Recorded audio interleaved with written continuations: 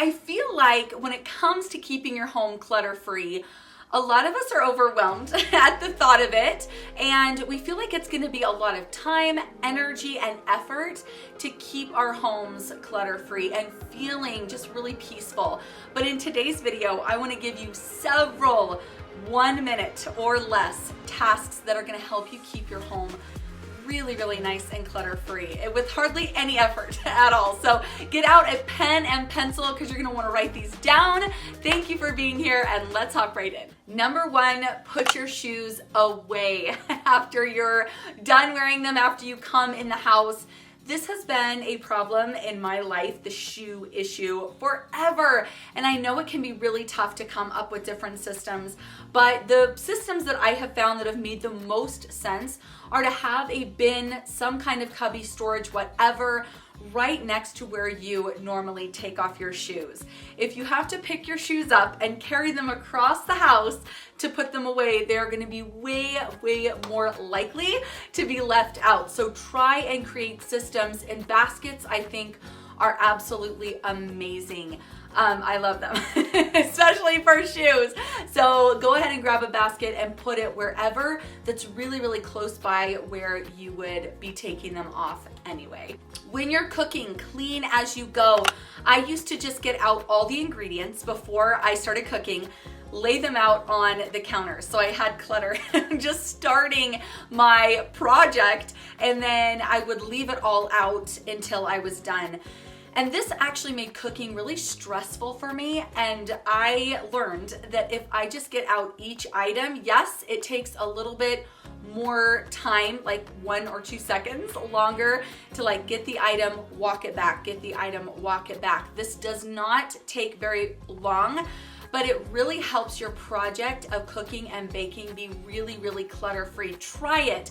See what you think. If you're somebody who, like me, used to get out all the ingredients and then leave them on the counter as I kept measuring and stirring, but this did not make baking, again, or cooking a very relaxing experience. I am still working on training my family to load their own dishes after they are done eating. This one, for some reason, is tough, but if you can avoid having a sink pile up with dishes as much as possible, this A, is gonna make your home feel so much more clutter-free, and B, it's gonna smell really good in your kitchen. So try and remind your family to go ahead and load their own dishes. This just saves you a ton of work at the end of the day, and again, you're not staring at that cluttered mess. Get rid of packaging. I get rid of packaging as soon as I can. When I get home from the grocery store, if there's some packaging that I can eliminate, or if I get like cosmetics or hair products and I can throw away the boxes, all the packaging, I get rid of it. I put it in recycle immediately.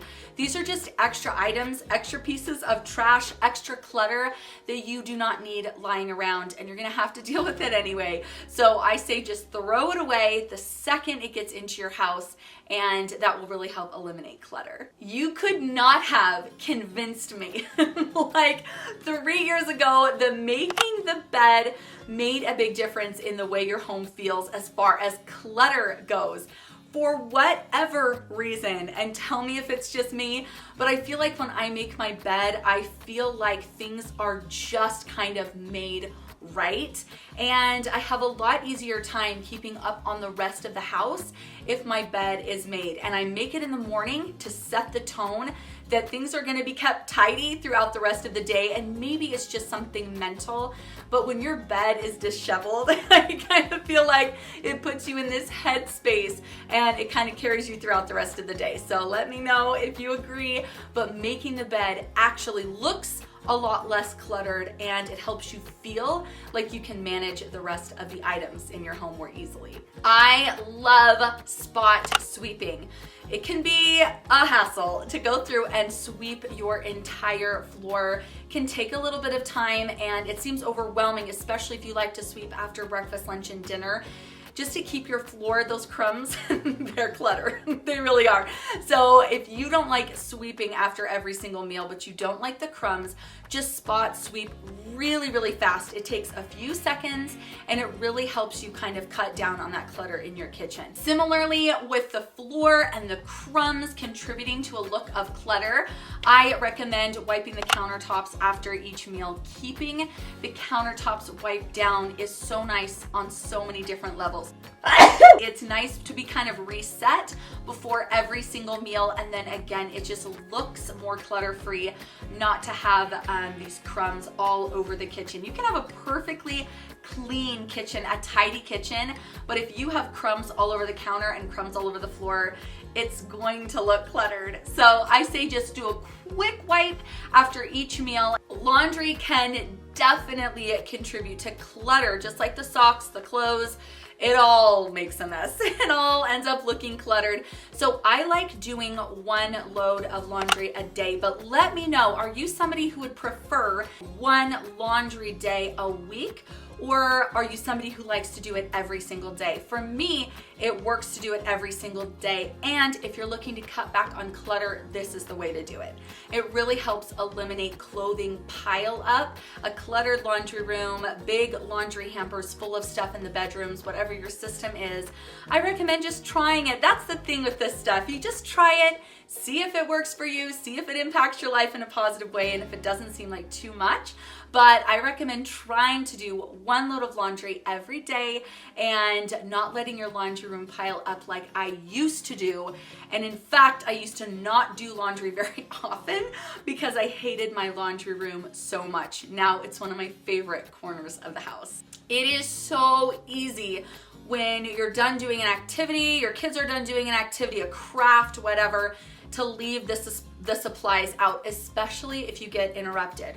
But this adds to a real look of clutter. So just putting these things away really, really fast after you're done helps tremendously, especially because I think most of us do these kinds of crafts like in the kitchen, on the counter, at the table, and these are kind of like main areas of your home that you want to keep clutter-free. We have throw blankets all over the house. I love, in my family and myself, being able to just grab a blanket. It gets really cold where we live and they're just so warm and snuggly. So I love them. We all love them. So I have, again, a few little baskets placed around the house for throw blankets. But if the blanket doesn't get put back, it just contributes to a cluttered look. So I try and have myself and my family remember to put the throw blankets back in the little baskets. Again, guys, these are so simple. These are things that are really, I feel like, pretty obvious, but when you add them up and you try to do at least most of them, it will really, really help your home feel clutter-free. So a few of these you might be like, duh, but if you do all of them or most of them, your whole house is gonna end up feeling really, really nice and clutter-free. I'm gonna talk about toothbrushes in the bathroom now because this contributes to clutter. This is kid clutter. Kid clutter is so hard to deal with because it's hard to train your kids to put their things away. But if you make it easy for them to remember where things go and you make it really, really obvious and accessible how the system works, then it really helps. Have a little toothbrush system for your kids.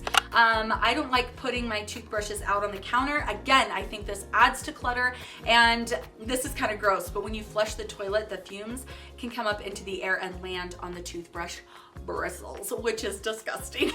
So I like to keep my toothbrushes concealed. We have these little pull-out drawers, but you can also get little different organizers that can house your toothbrushes. In my house and in every house I've ever lived in, I've always kind of thought that just putting things on top of the fridge was a really, really good idea. Like, it's a great storage space. Nobody really looks up there, but the truth is, the top of your fridge is quite visible, especially if you have things that are larger than a piece of paper. So I recommend keeping this space cleared off and kind of creating a new habit that is going to take you less than a minute to put whatever items you used to put up there and not using the top of your fridge as a storage space. What of these little quick habits are you going to start trying to implement more in your daily routine to help you live more clutter-free? Let's chat about it in the comments. Thank you so much for being here, and I will catch you soon. Bye.